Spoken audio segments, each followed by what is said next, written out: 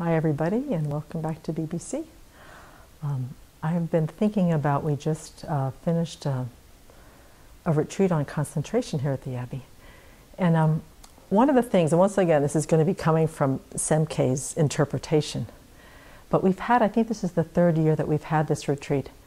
And my sense after I talk to the folks who come is that, and I had this same, I think, misunderstanding, is that when we're going to go to a retreat on concentration, I think we assume that we're going to go inside the hall and we're going to sit down on our cushion and we're going to close our eyes and we're going to concentrate. You know, I think there's a lot of, for me, there's a lot of magical thinking that this is something that has absolutely no causes and conditions, and that you just, by the sheer force of sitting down on the cushion, you're going to be able to have this single point of concentration.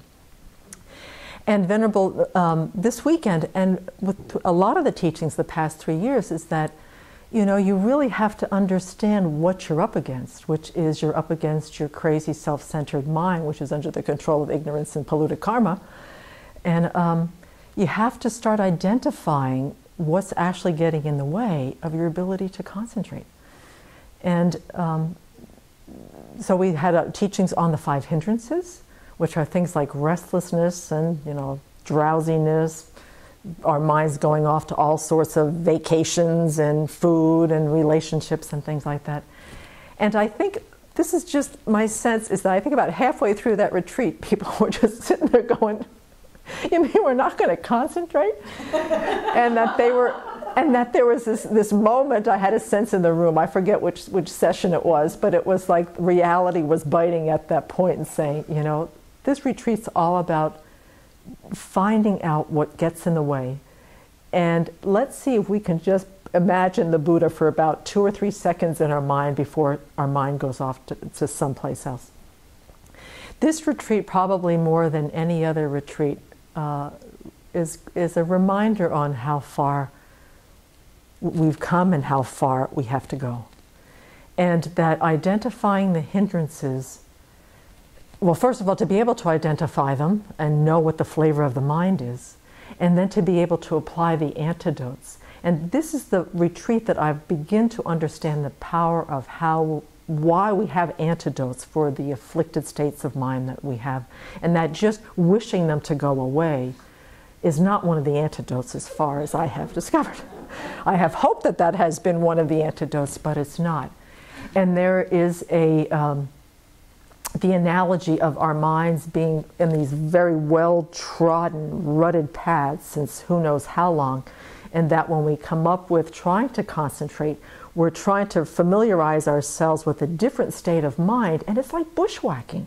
You know, it's like going through the part of the Abbey where there's a lot of brush and undergrowth, that you're in there just, it's getting in your face and it's tangling up in your robes and you can't see where you're going.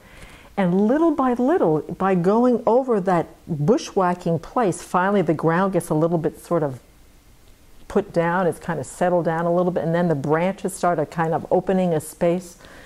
So the antidotes are our ability through familiarity is to start patting things down and limbing things up and opening things up. But this is not a practice that happens over a weekend.